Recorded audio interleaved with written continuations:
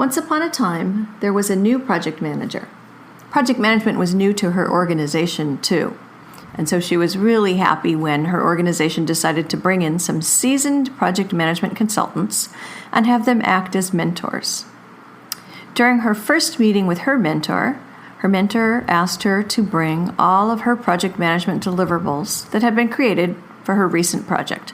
And so she did. And the mentor went through them all and noticed that there was a scope document, but no project charter. Now, if this new project manager had been doing everything by the book, she would have had a project charter as the first official project document. But she didn't. And now the team had moved on, and they were working per the scope document, and they had a schedule, and they had a budget. Well, the mentor was very displeased with this. And it turns out the mentor was a very by-the-book kind of personality. And so her mentor told her, "You must put your project on pause until the charter is written and signed. You can't continue." And this greatly distressed the new project manager.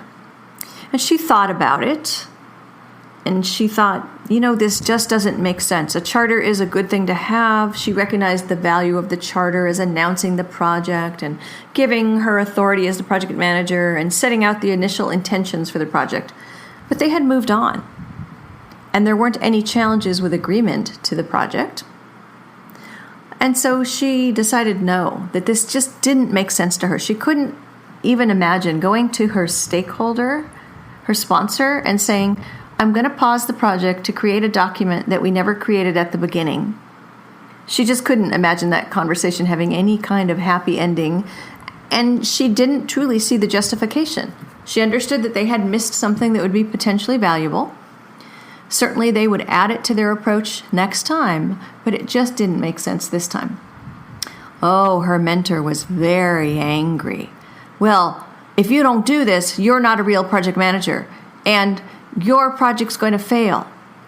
Well, the new project manager was, of course, upset and also very nervous about standing up to this person who was her mentor, who had been brought in because she had many more years of experience. And yet her gut was telling her that pausing the project for this document was the wrong thing to do. So she really thought about it and discussed it with her mentor again, who was adamant, and then at this point turning red in the face, telling her, "You have to do this." And the new project manager went to her management and said, "Do I have to do what my mentor tells me?" Whereupon her manager started laughing and said, "No. They're here to give you guidance. You're still responsible for the project, so you make the call." And that was just the piece of information and confidence that she needed to stand up to the mentor and say, "No, I'm not going to pause the project to create a charter. We're going to keep going." And her mentor became very upset and, in fact, said that she could not mentor her. And so here's what happened.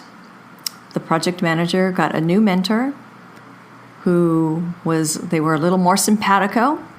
The project ended successfully, and everything went okay. Because sometimes you do need to know what best practices you need to follow and when to follow them. And you have to do what makes sense for your project and your culture. And so, in this story, she lived happily ever after. The end.